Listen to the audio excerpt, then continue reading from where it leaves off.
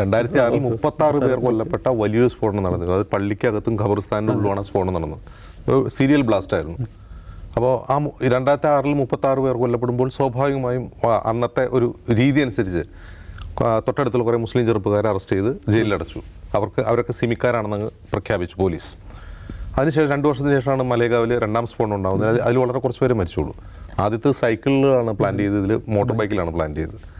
അപ്പോൾ ഇത് stand loan കേസല്ല എന്ന് തെളിയുന്നത് ഇതിൽ സ്വാമി അസീമാനന്ദ എന്ന് പറയുന്ന ഒരു RSS പ്രചാരകൻ അറസ്റ്റിലാവുന്നതോടെയാണ്.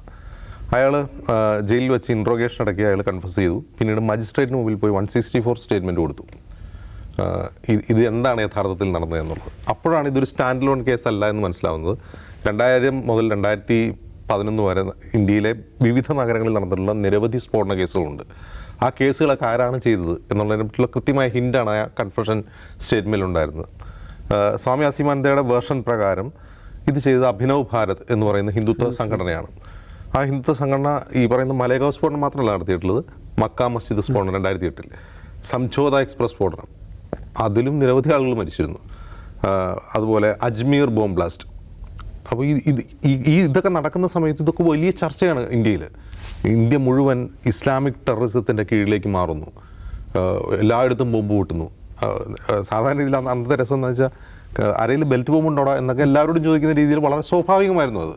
ഒരാൾ താടി വളർത്തിയാൽ ഇന്ന് താടി ഫാഷൻ, അന്ന് താടി വളർത്തിയാൽ നീ മറ്റതാണോ എന്ന് ചോദിക്കുന്ന രീതിയിലേക്ക് അന്നത്തെ കൾച്ചറൽ എക്കോസിസ്റ്റം മാറിപ്പോയിരുന്നു. അപ്പോൾ അത്രമാത്രം ഭീതിതമായൊരു സാഹചര്യം ആ 10 വർഷം ഇന്ത്യയിൽ നിലനിന്നിരുന്നു. അപ്പോൾ അസീമാനന്ദയുടെ കൺഫെഷൻ സ്റ്റേറ്റ്മെൻറ്റാണ് ഇതിൽ യഥാർത്ഥത്തിൽ.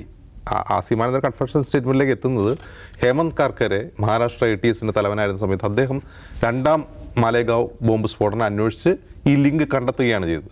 ആ ലിങ്ക് കണ്ടെത്തുന്നതിലൂടെയാണ് അസീമാനന്ദയെ അറസ്റ്റ് ചെയ്യുന്നത്. പക്ഷേ ഈ അറസ്റ്റൊക്കെ നടന്ന് നമുക്കറിയാം, ഹേമന്ത് കർക്കരെ തൊട്ടുടനെ നടന്ന ബോംബെ ഭീകരാക്രമണത്തിൽ കൊല്ലപ്പെടുകയും ചെയ്യുന്നു.